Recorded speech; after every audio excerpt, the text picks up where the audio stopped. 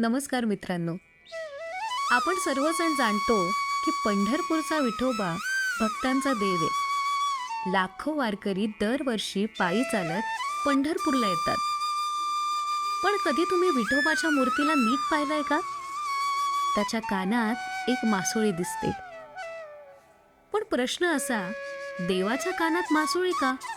आणि काय आहे यामागचं रहस्य?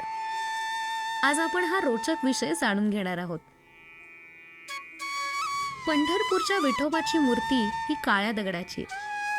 हात कमरेवर ठेवलेले, समाधीस्थ उभे असलेले विठोबा ही मुद्रा संत भक्तीची ओळख आहे.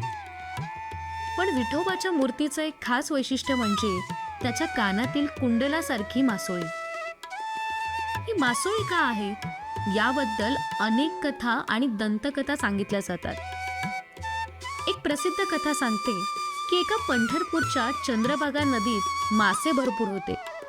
त्यावेळी नदीचं महत्त्व गंगे इतकं पवित्र मानलं जात होतं.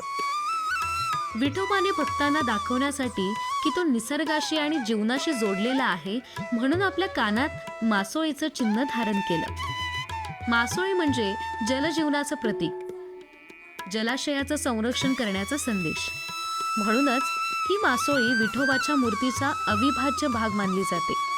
पंढरपूरचा विठोबा हा भक्त पुंडलिकामुळे प्रसिद्ध झाला. पुंडलिक स्वतः खूप धार्मिक होता.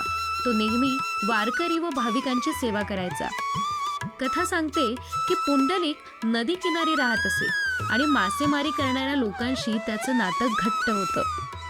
मासे पकडणाऱ्या लोकांचं जीवन किती कठीण आहे हे जाणून विठोबाने त्यांच्या जीवनाचं प्रतीक म्हणून मासोळी आपल्या कानात धारण केली.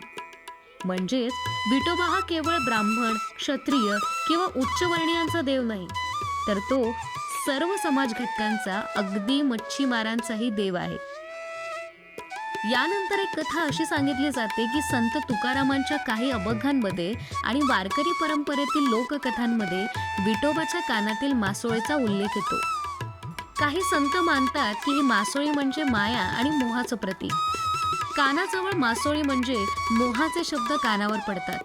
पण विठोबा त्यांना जखडून ठेवत नाही, तर भक्तांना सत्याचा मार्ग देतो.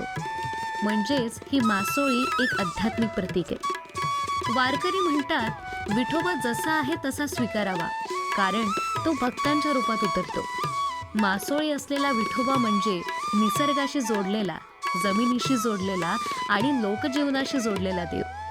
आषाढी वारीत लाखो वारकरी चंद्रभागेत स्नान करून विठोबाच्या दर्शनाला जातात. या सर्व प्रक्रियेत मासोळी ही त्यांच्या दैनंदिन जीवनाशी जोडलेलं एक दैवी प्रतीक बनते. भक्तांसाठी ही मासोळी म्हणजे त्यांचा देव सामान्य माणसाशी एकरूप झालाय याचं चिन्ह.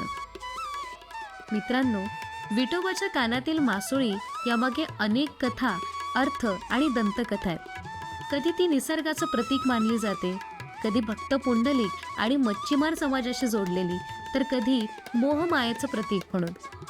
पण एक गोष्ट मात्र निश्चित आहे, विठोबा हा सर्वांचा देव आहे. तो प्रत्येकाच्या आयुष्यात आहे. मग तो वारकरी असो, शेतकरी असो किंवा मच्छीमार असो. विठोबाच्या कानातील मासोळी आपल्याला हेच सांगते की देव नेहमी लोकांमध्येच असतो. तुम्हाला हा व्हिडिओ कसा वाटला हे आम्हाला कमेंटमध्ये नक्की कळवा आणि भेटूयात पुढच्या व्हिडिओमध्ये.